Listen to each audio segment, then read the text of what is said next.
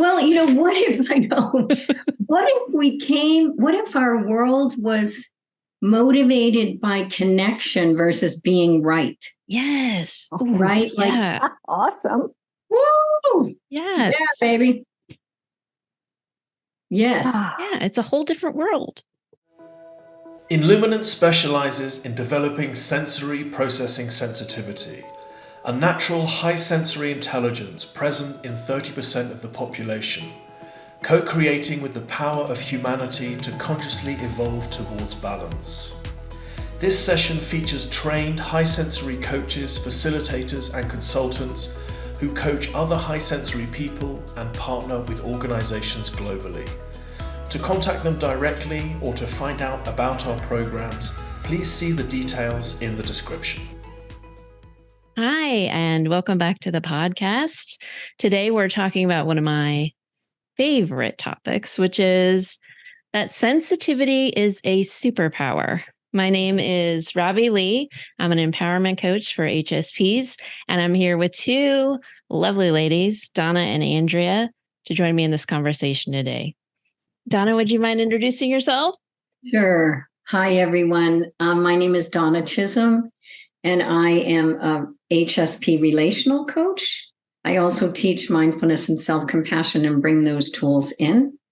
And I'm really excited to be here with both you, Robbie and Andrea, today. I want to get right to the topic. Me too. Thanks, Donna. Andrea? Yes, hello.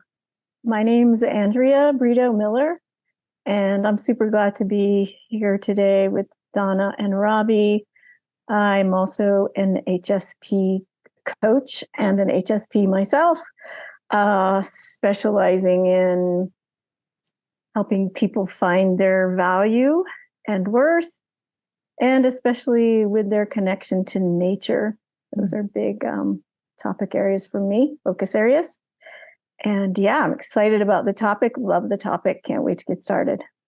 Me too. Me too. Thank you both for joining me on the conversation. I kind of wanted to start with the things that kind of mainstream society teaches us about sensitivity, which is not that it is a superpower or a strength, right? I think what we hear a lot about is it's a weakness. It's something that gets in the way. I know I heard comments, and you likely have as well, things like, why are you so sensitive? Stop being so sensitive. You're too sensitive, right? And all of those kind of send the message that, oh, well, to be sensitive then is a negative thing. But I really rail against that. And I, in my bones, do not believe it. I really believe the opposite is true, that high sensitivity is a freaking superpower. And that's what I want to talk about today. So what's your initial response to what I've said so far? Well, I can go. I mean, feel it in your bones. Yeah. Robbie, I feel it in my bones too. It's to be presented with these amazing gifts of being high sensory processing, high sensitivity, high sensory intelligence. By the way, the third one is much better. But to just be labeled in a way that doesn't promote the gifts.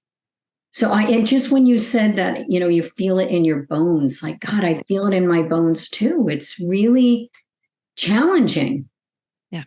And it also, impedes our need as HSPs to be fully seen, heard, and understood. Now, again, that's a universal need. But I will say from my own experience being an HSP, we need that connection more. We deeply process, we deeply feel. And so we want to just shine that. Yeah. Oh, absolutely. Yeah, I think the shine is right on there, Donna. Think about the parts of you through your life, sadly, maybe were squashed or made fun of or belittled, probably, that you had to hide away. And it totally deadened our light. Our lights were buried.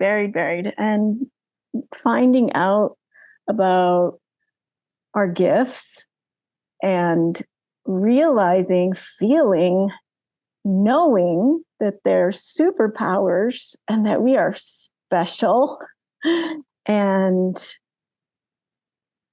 have so much to give to the world. And what a thrill, what a change of perspective throughout life with some education and some connection with other HSPs. Now I see my gifts as a gift. Our gifts as gifts to the world. Such a perspective change. And it's such a big one, Andrea. Like when you were talking about, how that shine that Donna was mentioning can be squashed, right? When we're not, as Donna was talking about, when we're not getting that, we're not being seen, right? When we're not being able to connect, and the world is missing out. Like that's really how I feel about it. We certainly, it's harmful to us, but it's harmful to the world. Our trait, my firm belief is our trait. It's not an accident, right? It shows up in over 200 animals. Like it is, nature has said, hey, high sensitivity is really valuable. And when we kind of diminish a whole swath of the population, which the numbers vary, but 30%-ish of the population has this trait. When we quash that, then yes, us as individuals, we're harmed by that, but so is society as a whole. Right? Absolutely. Yeah.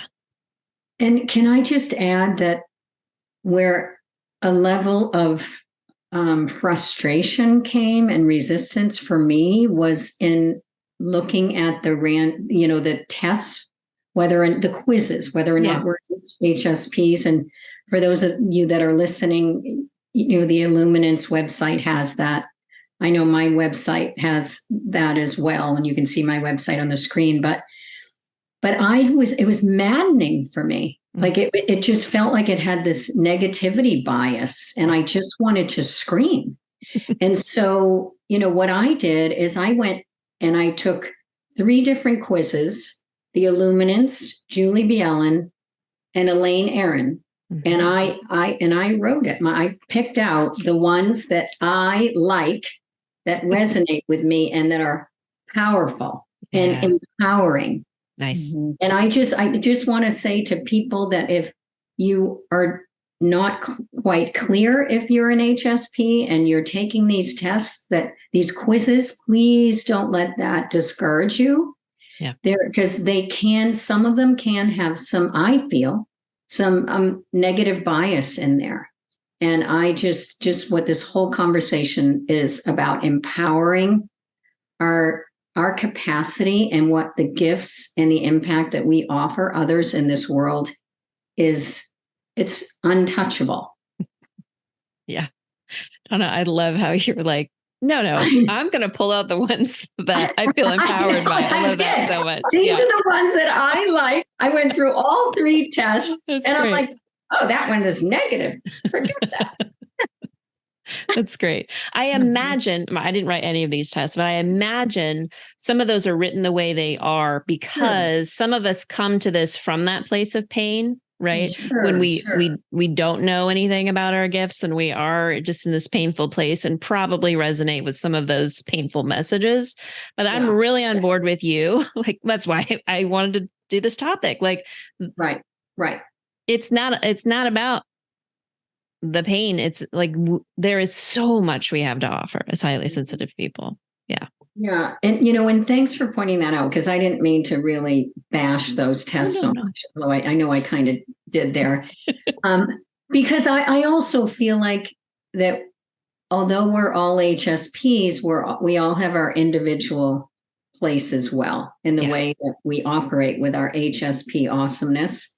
And it's true though, right? Like some of the categories in those quizzes, they do help us be fully seen. Yeah. For some of the challenges. I mean, so that's like, wow, I'm not the only one that bright lights really bother me, or loud noises, or violent movies. It just helps us feel more, I don't know, more received and understood. So I appreciate you bringing that up. Yeah, and I call it like integrated or unintegrated. Uh-huh. That's the term that I use. And it's, it takes a long time to integrate that. And I know that the three of us here are these incredibly three wise integrated HSP women. Like, we are also here to mentor younger HSP women or men, or whatever gender. I mean, that we are here, we have led this life, we've been through these life experiences, and we have a lot to offer in helping those that are less integrated really be seen earlier in their life. I mean, I wish I had a mentor like the three of us. I really do. Right. Yeah, absolutely. I feel like, Donna, just reflecting on what you're talking about with the tests and the quizzes that you can find online, that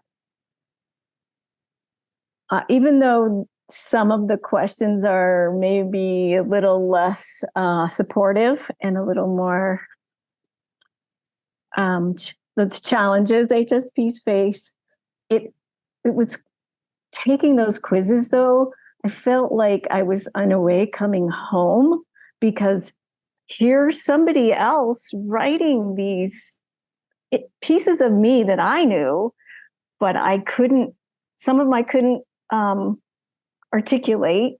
Mm-hmm. And I always felt bad about myself because of them. And here somebody the celebrating was starting. It was like the first place where the gifts were starting to be recognized. Mm-hmm. I didn't right away fully understand the application of them and how to make the most of them, but just as a portal, I love that word today. We've been using it a lot in different things, but just as a portal to find the HSP community and start living your best life and light is I'm grateful for him for that reason. Because but I understand totally wanting to focus on the superpower ones. And speaking of, how about, does anyone have a superpower gift? Yes. Let's get into it. Yeah, we do.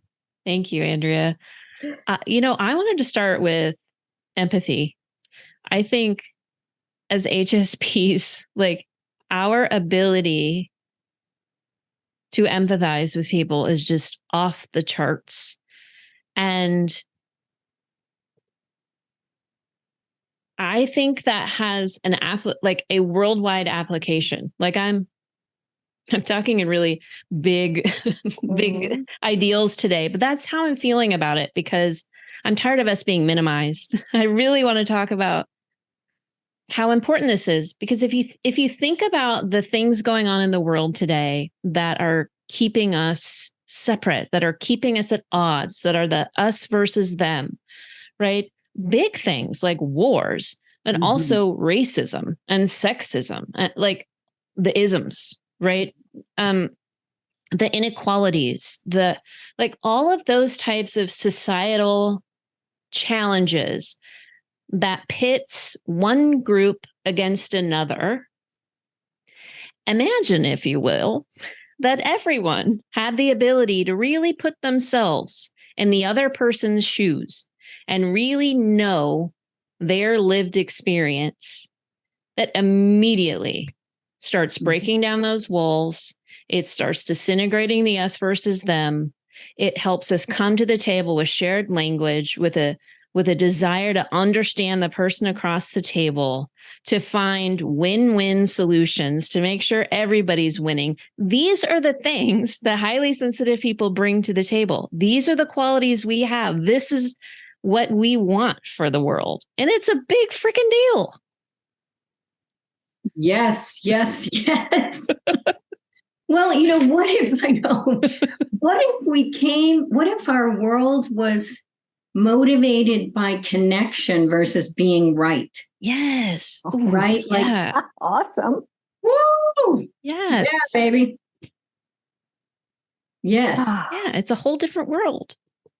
And not, or a sense of, the delineation of roles. Like, what if we could, that equality piece that we were sharing before we started recording, looking at each other in an equal way with deep curiosity. Yeah. Real, sincere, authentic curiosity of wanting to understand someone else's world. And I think, that just links to another HSP trait that I love, that we're naturally curious about other human beings. Yeah. Just there's a natural curiosity. I find that it enriches my life. It enriches my daily life because anyone I see, I'm just curious about, or I'm observing and I'm taking it all in. Like, that's an amazing, empowering trait. The natural curiosity and the desire for putting ourselves in other people's shoes, and the desire to connect and not be right. Yeah, good stuff. Yeah. Fired up here. Wouldn't it be great if, just thinking about Robbie's big picture, I'm a big picture thinker too, about where do we need to get our gifts to make these big changes in the world? Where do they need to be applied? Mm-hmm. And here's something to imagine. Leadership, leaders who are HSPs and have that superpower of empathy, and also deep processing. We haven't talked about that yet. And often making connections that others don't make. Yeah, that's a big topic. Mm-hmm. And yeah. I mean, those leaders would lead differently, right? Like it would, and what I mean by that is work would look differently because of how they lead, right? And because of how they were interacting with the people that they lead and caring for them and the connections across. I mean, it would change these structures that I kind of bounce up against, knock up against to go, ugh, the structure isn't healthy for me. And it's not healthy for a bunch of people. Like these structures, the more that we as highly sensitive people use our voices in these spaces, and like Andrea is saying, become leaders, and that we start navigating these spaces, these structures then will naturally change and evolve and become healthier for the whole, because that's literally how we're wired as HSPs. Is to how do we make it healthy for the whole, right? Yes. And Donna, I loved what you were saying about your curiosity about people, because it made me think about being on the opposite end of that. And like, what a gift that someone genuinely wants to know about me. Like you want to see me, you care. And like in this world where we are so separated and so many people are struggling with anxiety and depression and just that feeling of alone, right? Just so alone. And you're like what you talked about is the antidote for that, right? That curiosity and that connection. Right. And that also just, to take that even deeper, our ability to, it says we can read and sense what others need. Yeah. Yeah. We value meaningful and purposeful work. Yes. We can feel when other people are not being true or honest with themselves. We can sense what other people are feeling. These are a few that I picked that I prefer. These made your cut. These made the Donna cut. Yeah. Yes, they made the cut. We have strong insight and are deeply aware and in tune with others, right? Yeah. So think of that. I mean, that, it could start with curiosity. We have a natural curiosity and interest in people's lives. And then we have an ability for deep presence. Yeah. Mhm. Like we are very good listeners. Yes. We're taking it all in. We're also, bringing in the friendship thing, that we're really good friends. And what I'm thinking of, an example of that is, if I'm spending time with a friend, in a week or so ago, and there was something going on with that friend, I am such a deep listener and being present. I will remember what was said, and that's not effort for me. And I will say, hey, how is that going? Like, that's the type of people we are. When anyone speaks with us, well, not anyone, it depends, but that we are really paying attention, and we are deeply empathetic and very caring and really curious. I mean, we're not, that's natural for us. We're not asking you, like when I say to somebody, how are you? I don't just say that reflexively. I truly do not say it unless I mean it. Yeah. And I really mean it. Yeah. Right? Like, I don't know. I mean, I just had a kind of a weird example at the tire store. This man had helped my son and I love this already, this story. Yeah. 2 years ago, when one of the tires, it was a storm, and we were told we had to, change all four, and he special ordered us one. And it was the stormy night, and we were in there late. And I just saw him this week, 2 years later. And I just said, Mark, that's his name, because of his name tag. Now, my son was like, God, Mom, that's really funny. You talk to people by their name. I said, no, I do. Right? Like, that's an HSP thing. Yeah. And he said, Mark, I don't know whether you remember us, but 2 years ago, during a major blizzard, you helped us special order a tire. Mm.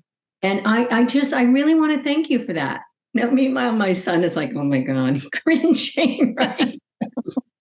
But that's like, we see people, we really see them in gratitude, so much gratitude and care. That's exactly what I was going to say. Imagine being Mark and go, oh, wow. Like, what? Like, she was really grateful for the effort I put in. Like, she noticed that I did it. Like, that feels good. It feels good to be on the receiving end of that.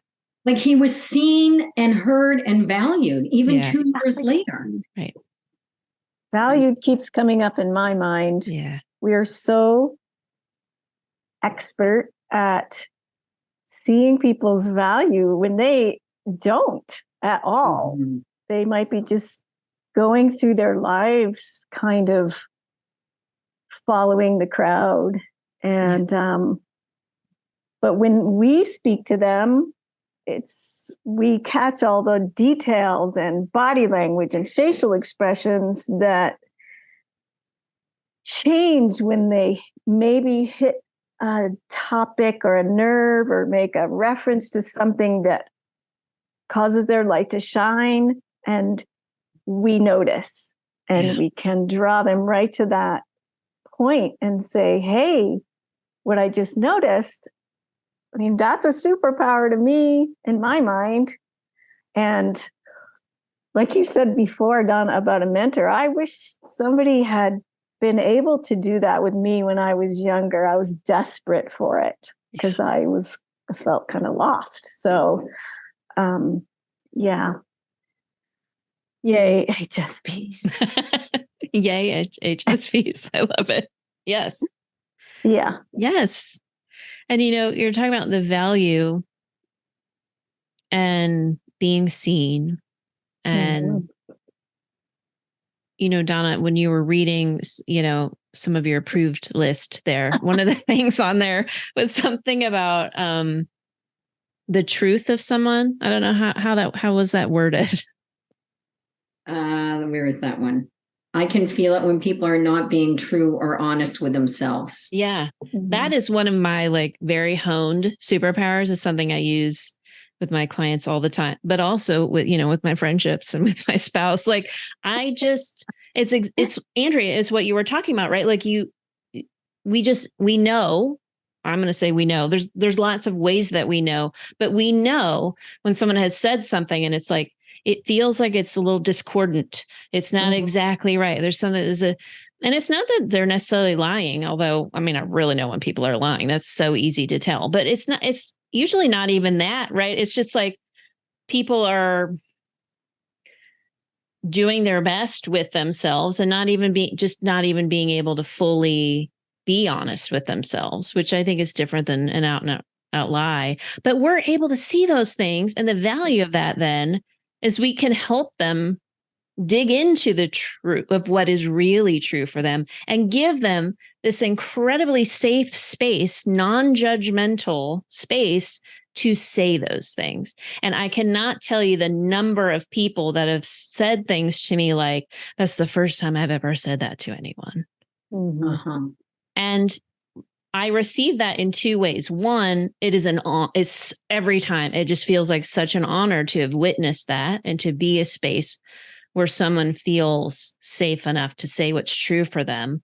And then it's always heartbreaking for me because these aren't, 6-year-old kids. Like these are women in their 50s, 40s and 30s and 60s saying something for the first time. Like, oh, so again, the more that, I mean, this is a gift to people, allowing people the space to be true. Oh, it's big. Yes. Such a gift. Yeah.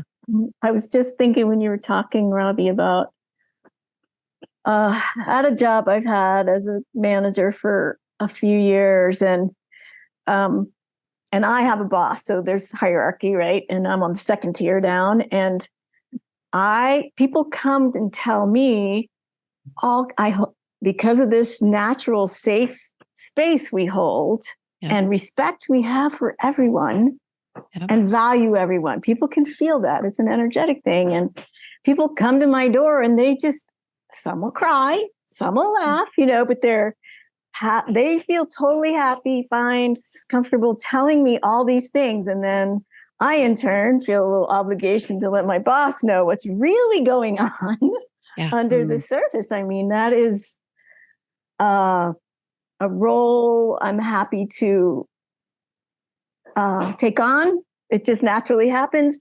But fortunately, my boss also realizes that.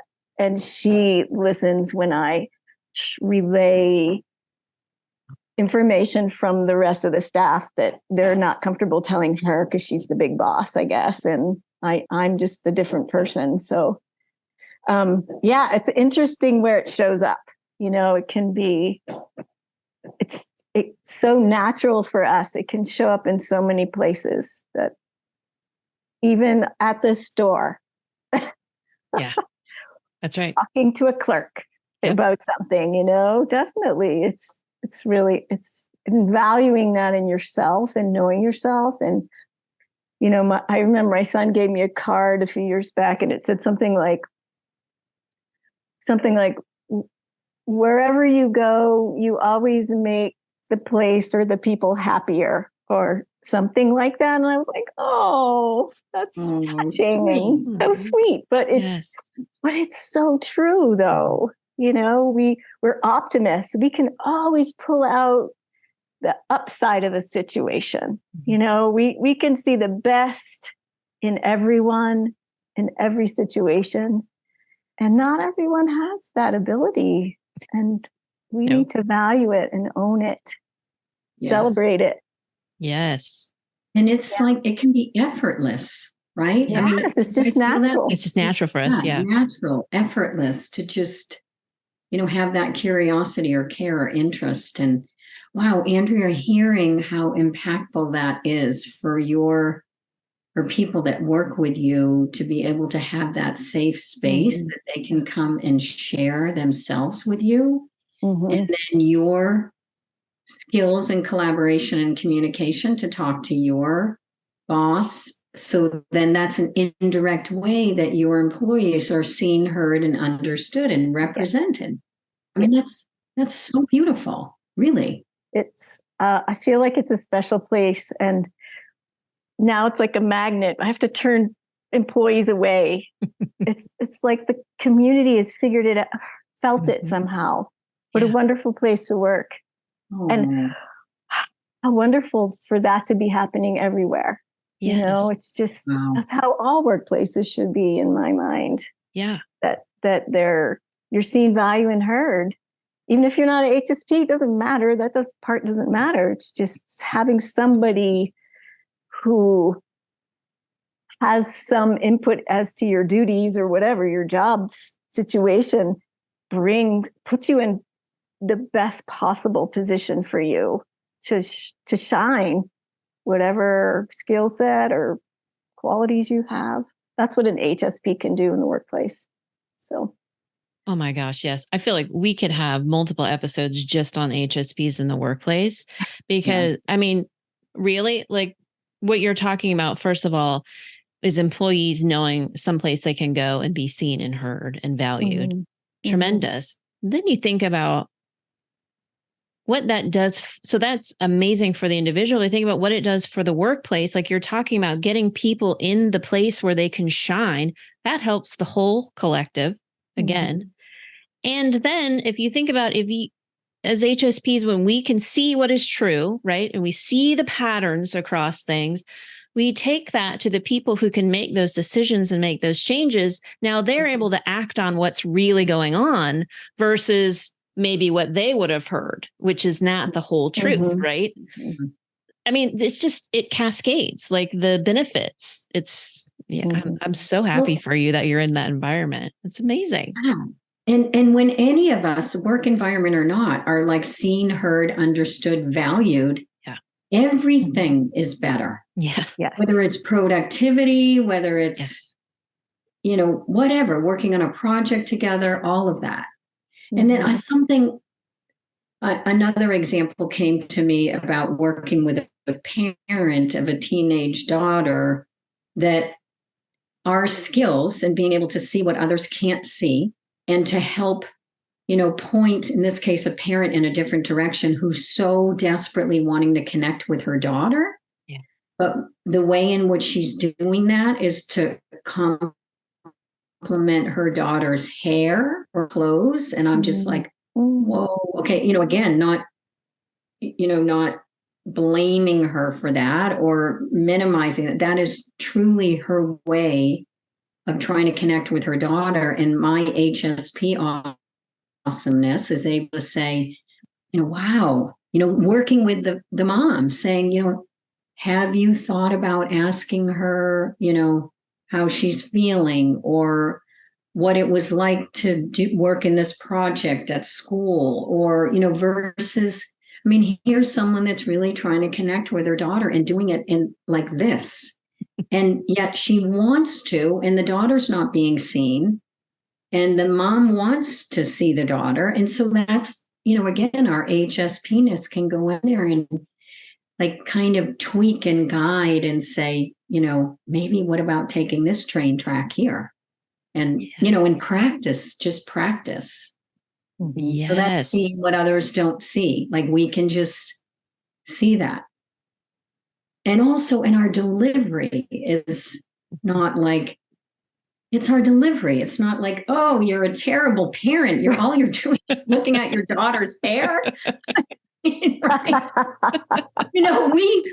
Our delivery and approach would be, wow, I see how important it is and how important it is to you to connect with your daughter. Yeah. I see you trying this, and I just want to offer some guidance of something that I might find more helpful, or that you might find more helpful, and then bringing the daughter in and having the daughter share that with the mother and then talk about connection. Yeah. Anyway, that's just a little thing that came. I love that example, Donna. And, you highlighted so many different things there.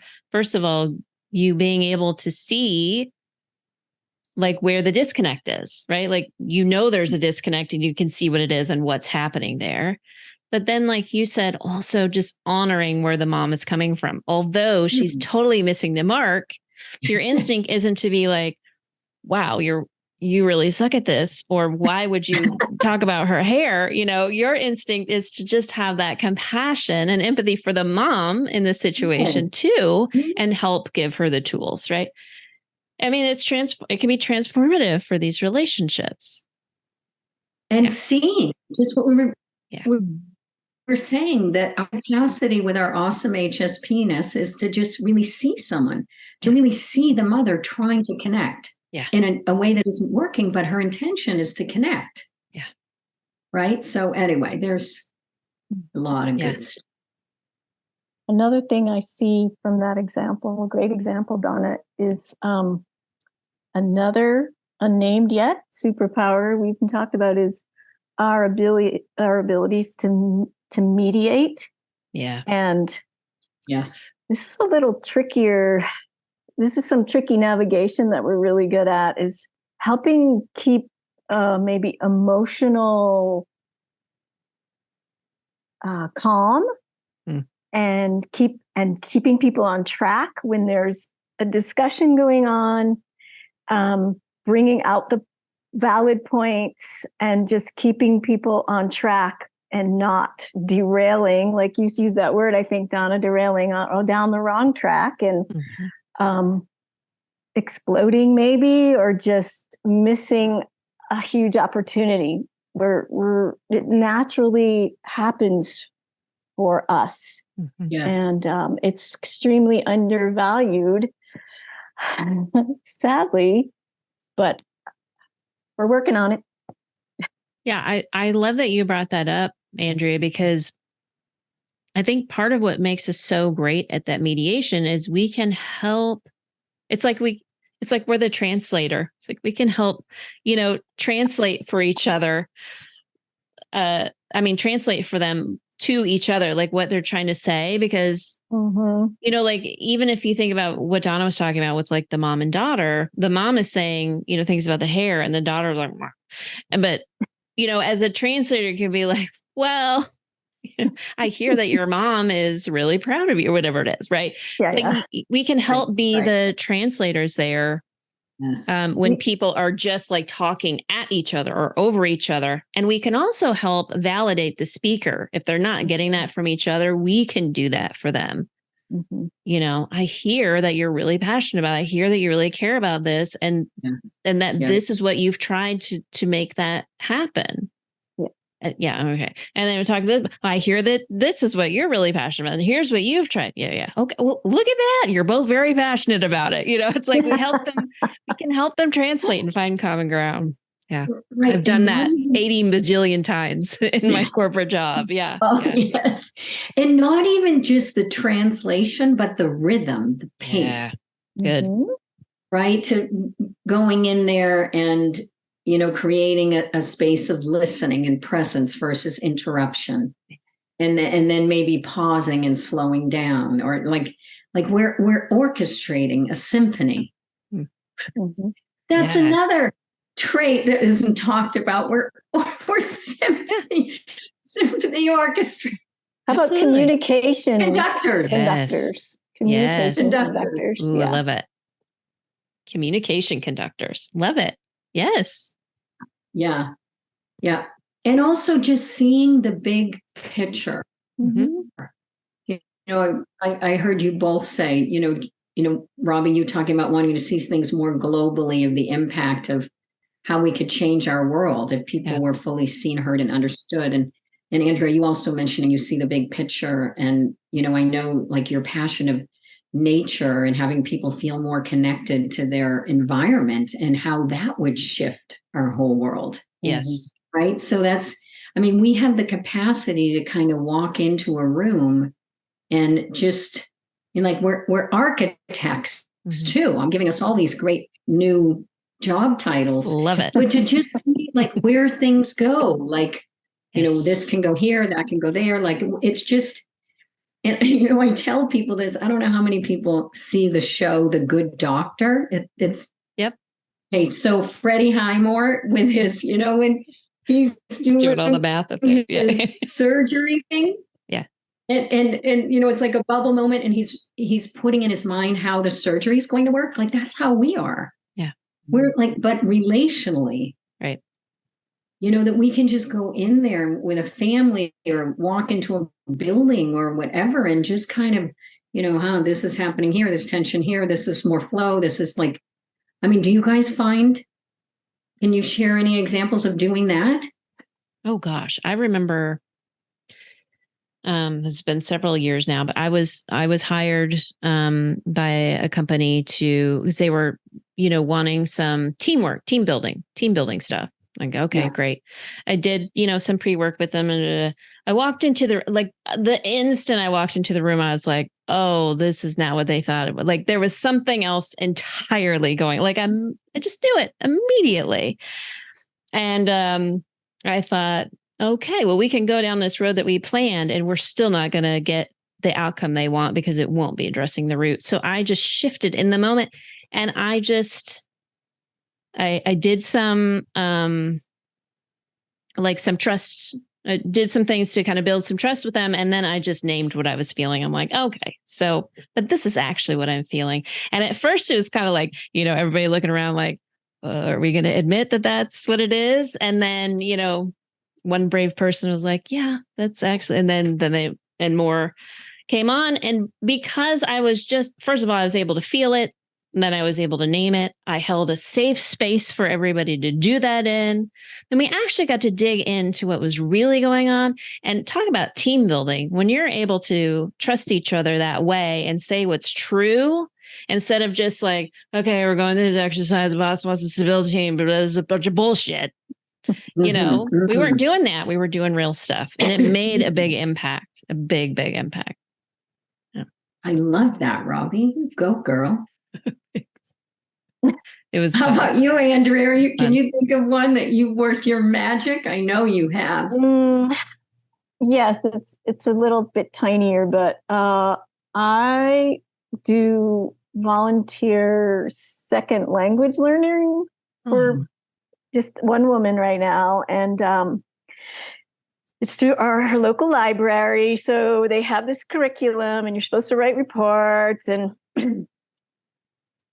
use these templates, and I first of all, I'm not, having been someone who lived in a foreign country for some months and not speaking the language, I have a very personal, deep knowledge of what it feels like, that isolation and that frustration. So I had my own ideas about how I wanted to approach working with this woman, and I completely ignored what the recommended method was. And when it came to write the report, and things went great. I mean, I exploded this woman's mind because she couldn't read. She didn't know enough English to read like notifications of things happening in the community. She's like, oh, that's what that means. You mean I could do that? And I'm like, yes. So I kind of had to feel with her. She has a young son, and she wants him to be involved, and then she wants to help him be involved, and she wants to be involved. I could see how lonely she was. There's a ladybug crawling on my laptop's keyboard. Isn't that nice? Make a wish. Make a wish. Thank you, ladybug. Thank you. And when it came time to write the report at the end of the month, I just kind of wrote, I approached this organically and worked with my client as far as what she wanted to address and get comfortable with. And we have so much fun together. And I read these books, and I'm like, oh my gosh, so dry and not applicable to real life. It's very classroomy, and that's not going to help her. So anyway, that's one situation where I just sort of overrode the system and did it my way. And because I knew what would help her more than dry book learning. So. Right. And, back to, the traits of an HSP with deeply caring and seeing what you kept your eye on the prize, which was the human being. Right. Eye on the prize. Yes. Eye on the prize. Donna, that is so true. Yeah. I mean, think about all our corporations and our systems. If the focus was on what was needed and people, I'd probably be fine. We'd probably be fine. It'd be a different world. Mm-hmm. Right. Well, and just, linking that back to what we talked about in the beginning, imagine a world of that we're focused on connection and not being right. Yes. Yes. You said that earlier. Yes. That was fabulous. Yeah. Yeah. Right? Like that's what makes us really great, caring, empathetic people, is that we keep our eye on the prize. It's the humanness. It's That's the right. the person. It's the impact on them, on those around them. It's not about the systematic stuff that isn't working. Ooh, I don't know. That Whole topic. nother topic. It's a whole Yeah. episode for sure. Maybe And there's probably a book in there. yeah, oh yeah. And we're at the end of our time today, but I want to say, oh my gosh, I loved this conversation. We haven't even scratched the surface truly of the, all of the gifts that highly sensitive people bring, but hopefully, we've got people thinking, those who happen to listen, we've got them thinking about this and maybe looking at it from a different light. I love that we're adding our voices out there to say, hey, high sensitivity is a positive thing. It's an actual amazing thing. And, I look forward to more conversations about this. I really appreciate you both. This was a joy for me. The time sped by. Thank you so much.